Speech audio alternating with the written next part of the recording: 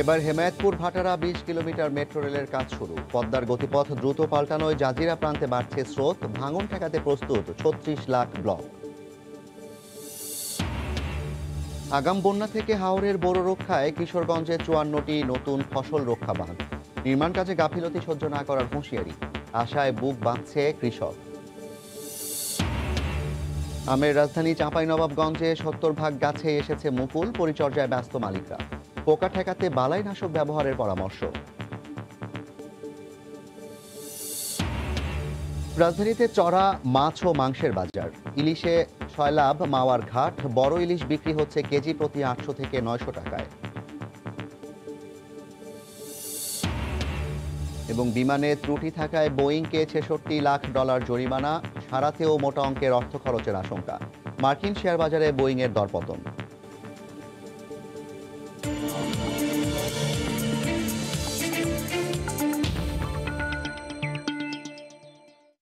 দেখছিলেন শিরোনাম। আমন্ত্রণ জানাচ্ছি দেশ ও দেশের বাইরের অর্থ বাণিজ্যের নানা খবর নিয়ে আমাদের নিয়মিত আয়োজন এ সময়ের বাণিজ্যে। আপনাদের সঙ্গে আছি আমি জাফর সাদিক। মেট্রো রেল প্রকল্প ৫-এর আওতায় সাভারের হেমায়েতপুর থেকে রাজধানীর ভাটারা পর্যন্ত প্রায় ২০ কিলোমিটার অংশের কাজ শুরু হয়েছে। প্রাথমিকভাবে চলছে মাটি পরীক্ষার কাজ। এরই মধ্যে নিয়োগ দেওয়া হয়েছে পরামর্শক প্রতিষ্ঠানও।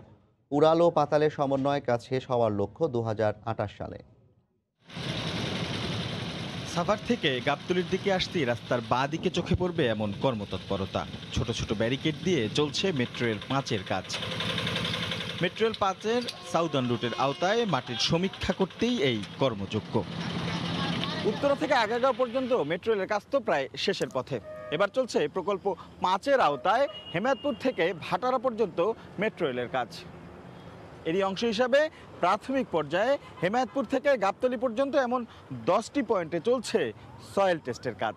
প্রাথমিক অবস্থায় প্রতিটি ভায়াডাক্ট এলাকায় মাটি সংগ্রহ করে করা হবে সমীক্ষা। সয়েল টেস্টের পাশাপাশি আমরা আরও কিছু টেস্ট করতেছি, যেমন প্রেশার মিটার বা CPTU, piezometer, water stand pipe, field permeability,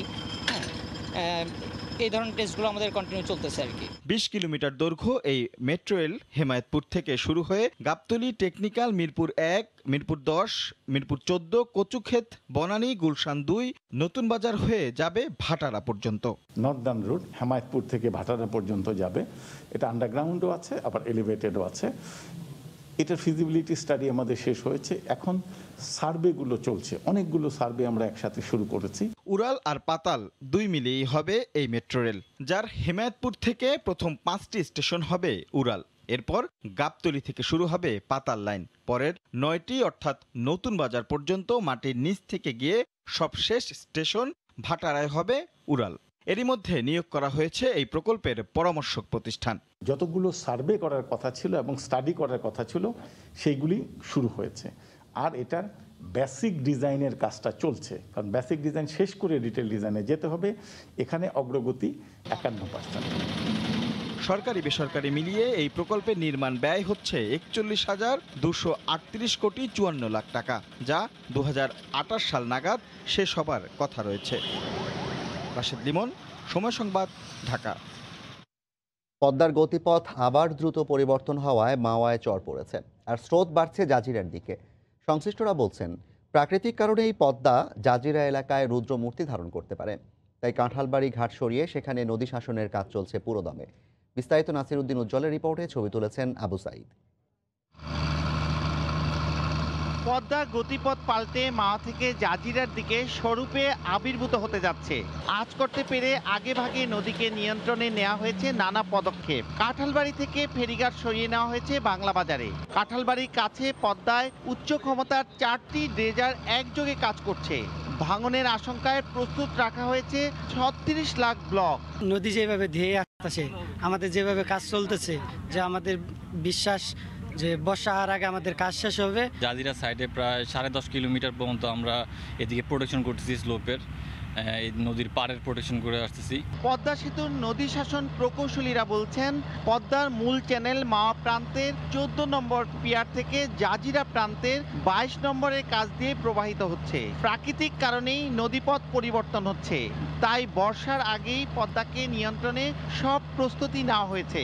2,000 plus is 700 worker. This is now is 700 is so many barge work, so many dredging work. Now the barge is a four piece big dredging work. আশা করতেছি যে সামনে বর্ষার সময়ের পূর্বে আমাদের বেশিরভাগ নদী শাসন কাজ শেষ হয়ে যাবে। আমাদের স্রোতে বা ঢেউয়ে আমাদের নদী ভাঙ্গনে আর আঘাত হানবে না। মাওয়া প্রান্তে 2 কিলোমিটার এবং জাজিরা অংশে প্রায় 12 কিলোমিটার এলাকায় নদী শাসন করছে চীনা ঠিকাদার সিনো হাইড্রো কর্পোরেশন লিমিটেড। সেতু নির্মাণ ঘিরে প্রমত্তা পদ্মা শাসনে চীনা কোম্পানির সাথে 8,707 কোটি 81 লাখ টাকার চুক্তি হয়েছে। নদী শাসনে বিশ্বের কোথাও এত বড় অঙ্কের চুক্তি হয়নি।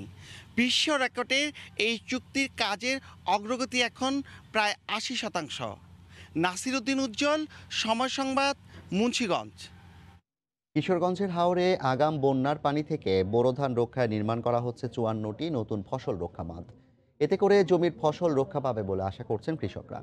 পানি উন্নয়ন বোর্ড বলছে বাঁধ নির্মাণে কোনো গাফিলতি হলে কঠোর ব্যবস্থা নেওয়া হবে। কিশোরগঞ্জ প্রতিনিধি নূর মোহাম্মদের তথ্য ছবি নিয়ে রিপোর্ট। হাওরে বিস্তীর্ণ ফসলের মাঠে এখন কেবলই সবুজের সমারোহ। কিছুদিন পরই সবুজ ধান রং বদলে ধারণ করবে সোনালী রং। তবে আগাম বন্যায় জমির ফসল সঠিক সময়ে ঘরে তুলতে পারবেন কিনা এ নিয়ে প্রতি বছরই দেখা দেয় শঙ্কা। আগাম বন্যার হাত থেকে হাওরের ফসল রক্ষা করতে জেলার ইটনা, মিঠামইন ও অষ্টগ্রাম সহ কয়েকটি উপজেলায় নির্মাণ করা হচ্ছে 54টি নতুন বাঁধ। আগের বাঁধগুলো সংস্কারের পাশাপাশি নতুন বাঁধ নির্মাণের উদ্যোগ নেওয়ায় অনেকটা আশঙ্কা মুক্ত হাওরের কৃষকেরা। 400-500 একর জমি আছে, জমিগুলো পানি তলি গেল। হাজার হাজার জমি এখন নষ্ট হয়ে যেত পানি ঢুকলে, কিন্তু এখন এই বাঁধ দেওয়ার কারণে হাওরের মধ্যে পানি ঢুকে না। আমাদের জমি অনেক বছর এটা মার জায়গা পানি উঠে, এই বাঁধ হওয়াতে আমাদের অনেক উপকার হয়েছে। হাওরে ফসল রক্ষা বাঁধগুলো সঠিকভাবে হচ্ছে কিনা সেটি দেখতে ইটনা, মিঠামইন ও অষ্টগ্রাম উপজেলার সরজমিনে পরিদর্শন করেছেন পানি উন্নয়ন বোর্ডের প্রধান প্রকৌশলীর নেতৃত্বে একটি দল। এ সময় বাঁধ নির্মাণে কোনো প্রকার গাফিলতি সহ্য করা হবে না বলে হুঁশিয়ারি দেন প্রধান প্রকৌশলী। যেহেতু অনেক জায়গাতেই পাবলিক ডোনেটেড ল্যান্ডের উপর দিয়ে কাজগুলো করতে হবে, আমাদের একর জমি নেই, সে কিছু কিছু জায়গায় কিছু সমস্যা হলেও আমরা সেগুলো সমাধান করে কাজগুলো যাতে সঠিকভাবে করা যায় সেগুলো আমরা সেভাবে করার চেষ্টা করছি। এদিকে সঠিক সময়ে বাঁধের কাজ শেষ হবে উল্লেখ করে ফসল রক্ষায় হাওরের চারপাশে বেষ্টনী গড়ে তোলার কথা জানালেন কিশোরগঞ্জ 4 আসনের এমপি। চট করে পানিটার ভিতরে ঢোকার আর ব্যবস্থা নাই, যে ফলে হচ্ছে কি যে কৃষকরা তার ধানটা তুলতে পারে। বর্ষা আসার আগেই এইসব বাঁধ কমপ্লিট হয়ে যাবে। পানি উন্নয়ন বোর্ডের অর্থায়নে হাওরে 9 কোটি 62 লাখ টাকা ব্যয়ে 63.46 কিলোমিটার নতুন ফসল রক্ষা বাঁধ নির্মাণ করা হচ্ছে। ইতিমধ্যে শেষ হয়েছে 50 ভাগ কাজ। বোরো মৌসুমে জেলায় 1,66,960 হেক্টর জমিতে ধানের আবাদ হয়েছে। সময় সংবাদ, কিশোরগঞ্জ। আমের রাজধানী চাঁপাইনবাবগঞ্জ জুড়ে মুকুলের গন্ধ। বাগানগুলোতে 60 থেকে 70% গাছে মুকুল এসেছে, যা পরিচর্যায় ব্যস্ত বাগান মালিকরা। মুকুলে ক্ষতিকর পোকার আক্রমণ ঠেকাতে মালাইনাশক ব্যবহারের পরামর্শ দিচ্ছেন গবেষকরাও। রাকিবুল হাসানের রিপোর্ট। ফাল্গুনের শুরু থেকেই চাঁপাইনবাবগঞ্জের বাগানগুলোতে আমের শাখে অলংকার রূপে দোল খাচ্ছে মুকুল। 30,000 হেক্টর বাগানের চারপাশে ছড়িয়ে পড়ছে মুকুলের ঘ্রাণ। বাগানে বাগানে মুকুলের মড়ক নিয়ন্ত্রণ, পোকা দমন সহ গাছ সবল রাখতে বাগান মালিকরা বাড়িয়েছেন পরিচর্যা। দেয়া হচ্ছে কীটনাশক, গাছের জৈব খাবার ও পানি। মহা টহা যেন সুন্দর হয়ে কাটা যায়, ওই লেগে মনে করেন বীজ দিচ্ছি। এবার আশা করছি মুকুলের প্রভাবটা ভালো। গেল বছরের করোনা সংখ্যা ভুলে বাইরের ব্যাপারীরা আসলে লাভ হতে পারে বলে আশা ব্যবসায়ীদের। গুটিটা আসবে, এর জন্য একটা পাউডার দিচ্ছি, ছত্রাকনাশক যাকে বলে। হপার পোকাটা যেন মহাটা টেনে নিয়ে আসতে পারে, সেই জন্য আর কি আমরা স্প্রেটা করছি আর কি। এগার মুকুল টুকুল ভালো আছে, লকডাউন নাই, এগার ব্যবসাটা ভালো হতে পারে এরকম আশা করছি। আমের ভালো ফলন পেতে নিয়মিত পরিচর্যার পরামর্শ বিশেষজ্ঞদের। আমরা সরকারিভাবে কৃষকদের পরামর্শ অব্যাহত রেখেছি। এই ধারা যদি এবছর সরকার অব্যাহত রাখে ইনশাল্লাহ এবারও কৃষকরা উপকৃত হবে, তারা ভালো মূল্য পাবে। চলতি মৌসুমে জেলায় আমের উৎপাদন লক্ষ্যমাত্রা নির্ধারণ করা হয়েছে প্রায় 2.5 লাখ মেট্রিক টন। রাকিবুল হাসান, সময় সংবাদ, চাঁপাইনবাবগঞ্জ। মুরগির দামের লাগাম টানা যাচ্ছে না কোনোভাবেই। সপ্তাহ ব্যবধানে দেশি ও সোনালী মুরগির দাম কেজিতে বেড়েছে প্রায় 50 টাকা। সরবরাহ কম থাকায় দাম বেড়েছে বলে জানান বিক্রেতারা। এদিকে মাছের বাজারে ছোট মাছের দাম কেজিতে বেড়েছে 70 টাকা পর্যন্ত। তবে সরবরাহ পর্যাপ্ত থাকায় সব ধরনের সবজির দাম স্থিতিশীল। রাজধানীর পলাশী কাঁচা বাজার ঘুরে এসে কাজল আব্দুল্লাহ রিপোর্ট। করোনার স্থবিরতা কাটিয়ে দেশে বাড়ছে সামাজিক বিভিন্ন অনুষ্ঠান। এতে মুরগির চাহিদা বেড়েছে, বিশেষ করে সোনালী ও দেশি মুরগির। তবে শীত ও করোনায় উৎপাদন কম হয়, সরবরাহ ঘাটতি দেখা দিয়েছে। এতে সপ্তাহ ব্যবধানে রাজধানীর পলাশী বাজারে কেজিতে 50 টাকা বেড়ে সোনালী মুরগি বিক্রি হচ্ছে 320 ও দেশি 350 টাকায়। মহামারীর জন্য খামার সব বন্ধ হয়েছে, মুরগি ময়রা ছাপা হয়ে গেছে। এখন মনে করেন যাদের খামারে মুরগি আছে তারা পয়সা পাইতেছে। কক 220 টাকা কেজির, কক এখন 320 টাকা। আর যেই দেশি মুরগি বিক্রি করছি 1400-300 টাকা, এখন হলো 350-400 টাকা। আর 120 টাকা 10 টাকার ব্রয়লার হয়ে গেছে 150 টাকা। এদিকে চাষ করা বড় মাছের কমতি নেই বাজারে, দাম তুলনামূলক কম। বড় আকারের প্রতি কেজি রুই কাতলা 300, মাগুর শিং 500 থেকে 700 টাকা এবং ইলিশ 1.5 কেজি ওজনে বিক্রি হচ্ছে 1200 টাকা কেজি দরে। তবে ঘাটতি থাকায় দাম চড়া নদীর ছোট মাছের। 300-400 গ্রাম ওজনের 1200 টাকা কেজি, 1100 কেজি আছে। যেটা ছোট 1 কেজি সাইজ 900 টাকা কেজি। দেশি শিং বিক্রি করতেছি 1000 গুলা, চাষের গুলা 500 টাকা, দেশি মাগুর আছে 700 টাকা, শৈল মাছ 1 কেজি গুলা 650। অন্য মাছের দাম একটু বেশি, রুই কাতলার দাম একবারই কম। সেদিকে এই চাষের মাছ তো, চাষের মাছ থাকা নিয়ে মানুষে খাইতে পারছে। কোনোটা ঠিক আছে দাম, আবার কোনোটা 20 টাকা 50 টাকা কেজিতে বাড়তি। আর দিন যাবে একটু দাম বাড়বে। সব মাছেরই দাম বেড়ে গেছে। যেমন কই মাছ পাওয়া যায় না, কই মাছের দাম বাড়ছে। যে মাছ সাধারণত পুকুরে, বিলে, ঝিলে বা হয় সেই মাছের দাম অনেক বেশি। বাজারে এখনো শীতের সবজির পর্যাপ্ত সরবরাহ থাকায় দাম স্থিতিশীল বলে জানান বিক্রেতারা। কাজল আব্দুল্লাহ, সময় সংবাদ, ঢাকা। মাওয়াঘাট এখন ইলিশে সয়লাভ, ফলে ইলিশের দামও কম। বড় আকারের ইলিশ বিক্রি হচ্ছে কেজিতে 950 টাকা পর্যন্ত। বিস্তারিত নাসির উদ্দিন উজ্জ্বলের রিপোর্টে, ছবি তুলেছেন আবু সাইদ। অসময়ের ঘন কুয়াশা উপেক্ষা করেই শত শত নৌকা নোঙ্গর করেছে ইলিশ নিয়ে। সূর্য উকি দেওয়ার আগেই রূপালী ইলিশের সয়লাভ মাওয়ার আড়তগুলো। ছুটির দিনে ভোর থেকেই তাজা মাছের খোঁজে দূর দূরান্ত থেকে আড়তে ছুটে আসেন ক্রেতারা। তবে সরবরাহ বেশি থাকায় ইলিশের দাম কম। সপ্তাহ ব্যবধানে বড় ইলিশ এখন 850 থেকে 950 টাকায় বিক্রি হচ্ছে। আর 700 গ্রাম থেকে 800 গ্রাম ইলিশ কেনা যাচ্ছে 600 থেকে 700 টাকায়। মাছের দামও কম। গত সপ্তাহে বিক্রি হয়েছে 1000 টাকা কেজি, এই সপ্তাহে 700 থেকে 800 টাকা কেজি ইলিশ মাছ। পর্যাপ্ত পরিমাণে পাওয়া যাইতেছে, এই কারণে ইলিশটার একটু কদর বেশি এবং ঢাকা থেকে অনেক লোকজন এখানে ইলিশ মাছ কিনবার জন্য আসে। 30 জুন পর্যন্ত 25 সেন্টিমিটারের ছোট ইলিশ ধরা ও বিক্রি নিষিদ্ধ করেছে সরকার। তবে এরপরও কারেন্ট জাল দিয়ে জাটকা নিধন হচ্ছে। সরকার মুক্তারপুরে এই মেলগুলি বন্ধ করে দেয়, বাংলাদেশের ঝাটকা নিধন বন্ধ হয়ে যাবে। ইলিশের এই হাটে 29টি আড়ত রয়েছে, আর জেলায় নিবন্ধিত জেলে আছেন 1064 জন। নাসির উদ্দিন উজ্জ্বল, সময় সংবাদ, মুন্সিগঞ্জ। ছুটির দিনে সকাল থেকেই দেশের বিভিন্ন স্থানে পর্যটকদের ভিড়। এই মুহূর্তে কক্সবাজারের সুগন্ধা পয়েন্ট থেকে সরাসরি যুক্ত হচ্ছেন সহকর্মী সুজাউদ্দিন রুবেল, আর বাগেরহাটের ঐতিহ্যবাহী 60 গম্বুজ মসজিদের সামনে থেকে আছেন সহকর্মী আলী আকবর টুটুল। বিস্তারিত জানতে সরাসরি চলে যাব তাদের কাছে। শুরুতেই যাচ্ছি রুবেলের কাছে। রুবেল, সাগরের যে বিশালতা, সেই বিশালতার খোঁজে কিন্তু সাপ্তাহিক ছুটির দিনে ছুটে এসেছে হাজার হাজার পর্যটক। আমরা হোটেল মালিক এবং ট্যুরিস্ট পুলিশের মাধ্যমে জানতে পেরেছি প্রায় লক্ষাধিকের অধিক পর্যটক কক্সবাজারে সমাগম ঘটেছে। আমরা এখন ঠিক দেখলে বুঝতে পারবেন যে সাগরে যে উত্তাল ঢেউ, সেই উত্তাল ঢেউ কিন্তু মেতে আছেন পর্যটকরা। আমরা সকাল থেকে এই অবস্থা দেখতে পাচ্ছি। সমুদ্র সৈকতে যে 6টি পয়েন্ট রয়েছে, সেই 6টি পয়েন্টেই কিন্তু মানুষ তাদের আনন্দগুলো, মুহূর্তগুলো তারা কাটাচ্ছেন।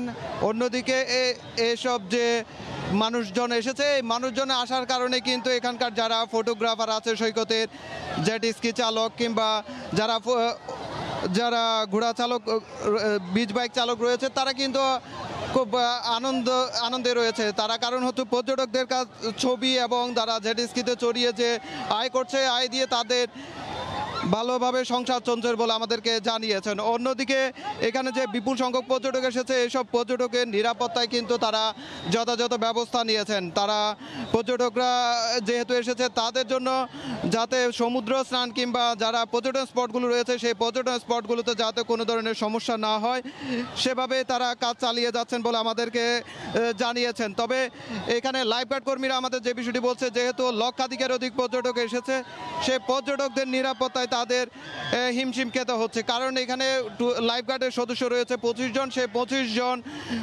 লক্ষাধিক পর্যটকের নিরাপত্তা দিয়ে যাচ্ছে। এখন শীত মৌসুম শেষ, যেহেতু তাপমাত্রাও বাড়ছে, সেহেতু সাগরের ঢেউর মাত্রাও বেড়ে যাচ্ছে, সেহেতু পর্যটকদের লাইফগার্ড কর্মীদের নির্দেশনা মেনে চলেই সমুদ্রে স্নান করতে নির্দেশনা দিচ্ছেন লাইফগার্ড কর্মীরা। অপরদিকে এখন করোনা পরিস্থিতি চলছে, সেই করোনা পরিস্থিতিও কিন্তু মানছেন না যারা পর্যটকরা এসেছেন। আমরা পর্যটকরা যারা এসেছেন তাদের মাঝে দেখছি কোনো স্বাস্থ্যবিধির বালা নেই, মাস্ক ব্যবহার করছেন না। তো সেহেতু আসলে পর্যটকরাও বলছেন এখানে আনন্দ করতে এসেছেন, তারা আনন্দ করে দিন কাটিয়ে দিচ্ছেন। আর ট্যুরিস্ট পুলিশ যে বিষয়টি বলছে, এই যে এসব পর্যটকদের করোনার স্বাস্থ্যবিধির মানার জন্য তারা চেষ্টা করেছেন। তারা প্রতিটি পয়েন্টে মাইকিং করছেন এবং নিরাপত্তায় সব কিছুর ব্যবস্থা নিয়েছেন বলে আমাদেরকে নিশ্চিত করেছেন। তো এই ছিল আমার কাছে সর্বশেষ। আমরা এখন চলে যাচ্ছি বাগেরহাটে টুটুলের কাছে।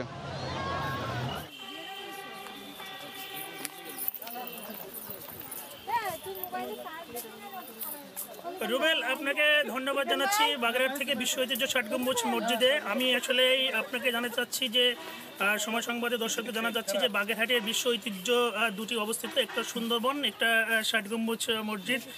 আসলে আমরা এখানে দেখি যে আসলে প্রতিনিয়ত কিন্তু ষাট গম্বুজ মসজিদে এবং দেশের বিভিন্ন প্রান্ত থেকে এখানে কিন্তু দর্শনার্থীরা আসছেন এবং অভিভাবকরা তাদের সন্তানকে নিয়ে আসছেন এখানে বিশ্ব ঐতিহ্যকে এবং নিদর্শনগুলো দেখার জন্য এবং তাদেরকে পরিচয় করে দেওয়ার জন্য। আমরা এখানে এখানে দর্শনার্থীদের সাথে কথা বলেছি, তারাও কিন্তু নানান রকমের এখানে যে সংকটগুলো রয়েছে তারপরেও কিন্তু তারা মুগ্ধ এই ষাট গম্বুজ মসজিদ কিন্তু কেন্দ্রকে এবং আশেপাশে যে স্থাপনাগুলো রয়েছে সেগুলো দেখার জন্য। এখানে যথেষ্ট পরিমাণে নিরাপত্তা রয়েছে, এখানে টুরিস্ট পুলিশ রয়েছে, পাশাপাশি দর্শনার্থীরা যেরকম আসছেন খুব ভোর থেকেই কিন্তু এখানে এই ষাট গম্বুজ মসজিদে উন্মুক্ত করে দেওয়া হয়। আপনাকে জানিয়ে রাখি যে আসলে এই যে আপনার করোনাকালীন সময় কিন্তু দীর্ঘদিন বন্ধ থাকার পরে কিন্তু আস্তে আস্তে কিন্তু এখানে কিন্তু এখন কিন্তু দর্শনার্থীর প্রতিনিয়ত কিন্তু ভিড় লক্ষ্য করা গেছে। আর এখানে কিন্তু দেশের বাইরে থেকে যারা আসছেন, পাশাপাশি বিভিন্ন জেলা থেকে যে এখানে দর্শনার্থীরা আসছেন, শুধু এখানের নিদর্শনগুলো পরিচয়ই না এবং এই নতুন প্রজন্মকে জানিয়ে দেওয়ার জন্যই কিন্তু এই অভিভাবকরা তারা এখানে নিয়ে আসছেন এবং বিভিন্ন সরকারি কর্মকর্তারা কিন্তু ছুটির দিনে এখানে ওনারা ঘুরতে আসছেন। আমি বাগেরহাট থেকে ষাট গম্বুজ মসজিদ প্রাঙ্গণ থেকে ছিল এই জাফর আমার কাছে সর্বশেষ। ছুটির দিনে দেশের নানা প্রান্তে ঘুরতে বেরোচ্ছেন মানুষ, সে খবর জানাতে বাগেরহাট থেকে যুক্ত হয়েছিলেন সহকর্মী আলী আকবর টুটুল এবং এর আগে কক্সবাজারের সুগন্ধা পয়েন্ট থেকে যুক্ত হয়েছিলেন সহকর্মী সুজাউদ্দিন রুবেল। 787 মডেলের বিমানে উৎপাদন পর্যায়ে ত্রুটি থাকায় বোয়িংকে জরিমানা করেছে ফেডারেল এভিয়েশন অ্যাডমিনিস্ট্রেশন FAA। পাশাপাশি জনপ্রিয়তার তুঙ্গে থাকা এই মডেলের ত্রুটি সারাতে বড় অঙ্কের অর্থ ব্যয়ের মুখে পড়েছে মার্কিন বিমান নির্মাতা প্রতিষ্ঠানটি। এদিকে জরিমানার খবরে মার্কিন শেয়ার বাজারে বোয়িংয়ের দরপতনও হয়েছে। যুক্তরাষ্ট্রভিত্তিক বিমান নির্মাতা প্রতিষ্ঠান বোয়িংকে তার বিমানের গুণমান এবং সুরক্ষা তদারকির ব্যর্থতার দায়ে $66 লাখ জরিমানা করেছে এভিয়েশন খাতের মার্কিন নিয়ন্ত্রক সংস্থা। বোয়িংয়ের 787 ড্রিমলাইনার জেট বিমানের ত্রুটি নিয়ে কয়েক বছর ধরে চলা বিরোধের নিষ্পত্তিতে এ জরিমানা করা হয়েছে। ত্রুটি হিসেবে পাওয়া যায় বিমানের ভেতরের অংশের কাঠামোর এক জায়গায় সামান্য কুঁচকানো। এই ত্রুটি মাসের পর মাস বা বছর জুড়ে লক্ষ্য করা যায়নি, কেননা স্বয়ংক্রিয় নিরাপত্তা ব্যবস্থা যেখানে সুরক্ষা ত্রুটির সব তথ্য উঠে আসে তা এটা খোঁজার উপযুক্ত নয় বলে জানিয়েছে একটি সূত্র।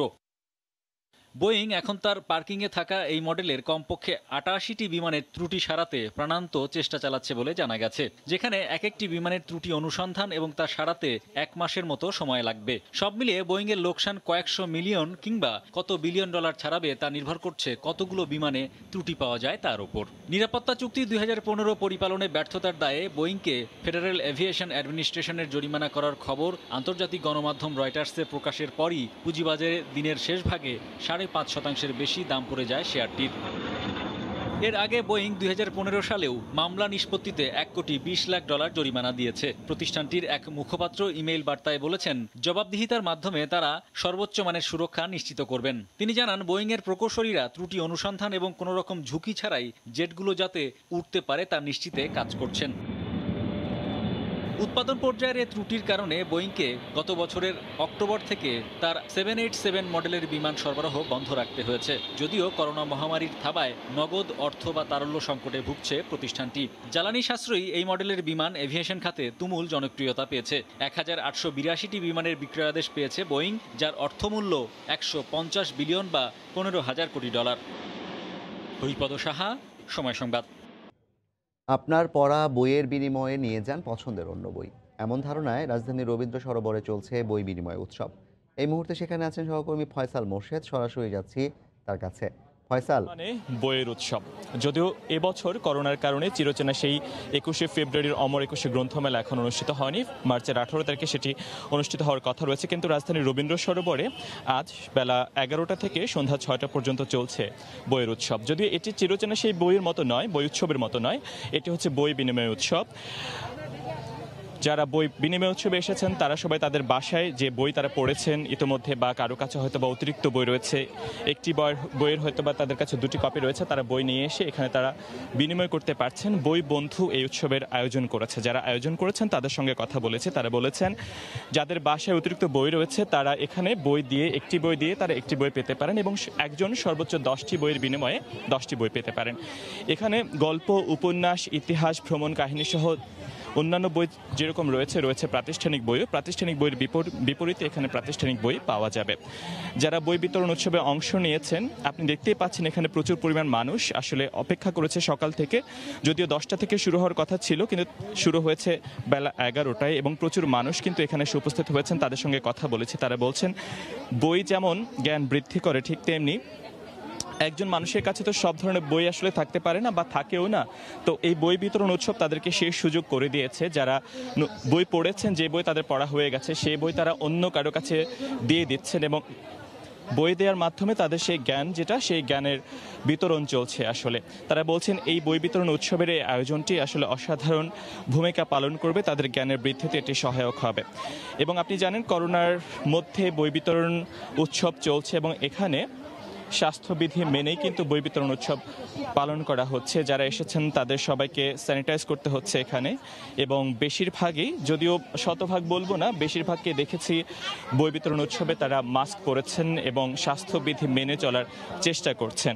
এখানে বেশিরভাগ যারা এসেছেন তাদের মধ্যে শিক্ষার্থীদের উপস্থিতি আমি বেশি লক্ষ্য করতে পেরেছি এবং তারপরে দেখেছি নতুন প্রজন্ম যারা রয়েছে তারা অভিভাবকদের সঙ্গেও এসেছেন এবং বিভিন্ন বয়সী মানুষই কিন্তু এখানে এসে তাদের পছন্দের বইটি খুঁজে নিচ্ছেন এবং তার আগে বই নেওয়ার আগে তাদেরকে রেজিস্ট্রেশন করতে হচ্ছে। তারা তাদের রেজিস্ট্রেশন প্রক্রিয়া সম্পন্ন করছেন। জাফর, এ ছিল রাজধানীর রবীন্দ্র সরোবর থেকে। রাজধানীর রবীন্দ্র সরোবরের বই বিনিময় উৎসবের খবর জানাতে সরাসরি যুক্ত হয়েছিলেন রিপোর্টার ফয়সাল মোর্শেদ। বৈদেশিক মুদ্রা রিজার্ভে নতুন মাইলফলক বাংলাদেশের, যার পেছনে বিদেশের মাটিতে কঠোর পরিশ্রম করে যাওয়া প্রবাসী শ্রমিকদের অবদান সবচেয়ে বেশি। দেশের অর্থনৈতিক উন্নয়নে ভূমিকা রেখে যাওয়া প্রবাসীরা শেষ বয়সে প্রবাসী ভাতা চালুর দাবি জানিয়েছেন। সৌদি আরবের রিয়াদ থেকে আরিফুর রহমানের রিপোর্ট। প্রবাসীদের পাঠানো রেমিটেন্সের উপর ভর করে বৈদেশিক মুদ্রার রিজার্ভ প্রথমবারের মতো 4,400 কোটি মার্কিন ডলার ছাড়িয়েছে। এই অর্জন সম্ভব হয়েছে প্রবাসে থাকা কোটি বাংলাদেশের হাড়ভাঙা শ্রমের বিনিময়ে। বিশ্বের বিভিন্ন দেশে কঠোর পরিশ্রম আর সততার মাধ্যমে নিজ দেশের উন্নয়নে বৈধ উপায়ে রেমিটেন্স পাঠালেও অনেক ক্ষেত্রেই অবহেলিত থাকেন প্রবাসীরা। বাংলাদেশের যে আমি যে জায়গাটা নিচ্ছি এটা আজকে ভূমিদস্যুরা আমার জায়গাটা দখল করে নিয়ে গেছে। রেমিটেন্সে বাংলাদেশের এ রেকর্ড অতীতের যে কোনো সময়ের চেয়ে বেশি। এর আগে 4,300 কোটি ডলার ছড়ায় গত বছরের 15ই ডিসেম্বর। দেশের এমন অর্জনে অবদান রাখায় বিদেশের মাটিতে কর্মজীবন শেষে দেশে ফিরে অবসরকালীন প্রবাসী ভাতা চান সৌদি প্রবাসীরা। সরকার আমাদের এই সমস্ত যারা অসহায়, বিদেশ থেকে অসহায় হয়েছে চলে যায় দেশে বিভিন্ন পরিবার নিয়ে চলতে পারেন, সরকার যে আমাদের একটা ভালো পদক্ষেপ নেয়। প্রবাসীদের পাঠানো বৈদেশিক মুদ্রার রিজার্ভ দিয়ে 11 মাসের বেশি আমদানি ব্যয় পরিশোধ করা সম্ভব হবে বলে মনে করছেন ব্যাংক সংশ্লিষ্টরা। 2020-21 অর্থ বছরের প্রথম মাস জুলাইয়ে 2.6 বিলিয়ন ডলারের রেমিটেন্স এসেছিল, যেটি ছিল যে কোনো সময়ের তুলনায় সর্বোচ্চ। আরিফুর রহমান, সময় সংবাদ, সৌদি আরব। কক্সবাজারে মার্সেলের ব্যবসায়িক সম্মেলন অনুষ্ঠিত হয়েছে। কক্সবাজারের একটি হোটেলে অনুষ্ঠিত এই সম্মেলনে অংশ নেন সারা দেশ থেকে প্রায় 1000 ব্যবসায়ী। অনুষ্ঠানে মার্সেলের পরিচালনা পর্ষদের সদস্য, এক্সক্লুসিভ ডিস্ট্রিবিউটর ও ঊর্ধ্বতন কর্মকর্তারা অংশ নেন। ব্যবসায়িক সম্মেলনে বক্তব্য রাখেন মার্সেলের পরিচালক SM আশরাফুল আলম, SM মাহবুবুল আলম।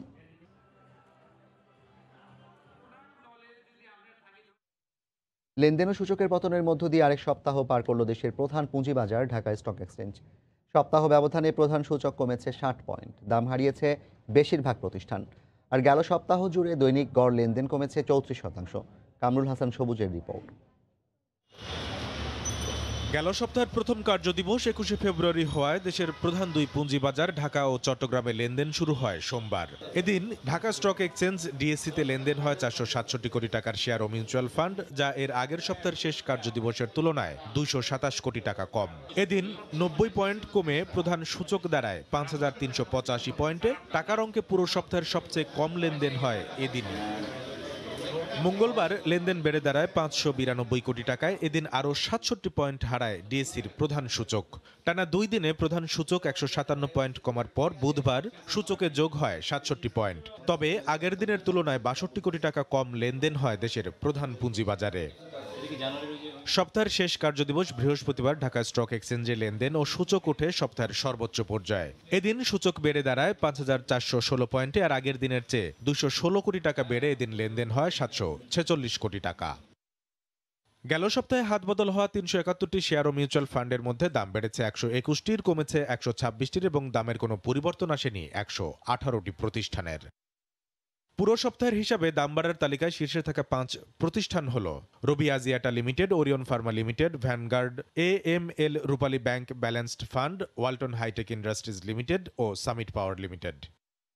দাম কমা শীর্ষ 5 প্রতিষ্ঠান NCCBL mutual fund 1, prime finance first mutual fund, Anlima yarn dyeing limited, IDLC finance limited ও national housing finance and investment limited.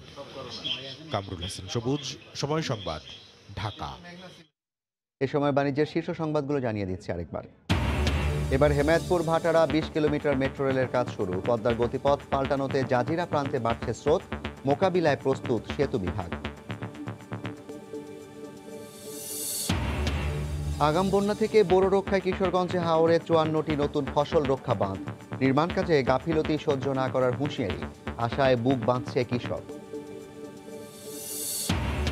এবং রাজধানীতে চড়া মাছ ও মাংসের বাজার, ইলিশে সয়লাভ মাওয়ার ঘাট। বড় ইলিশ বিক্রি হচ্ছে কেজি প্রতি 800 থেকে 900 টাকায়।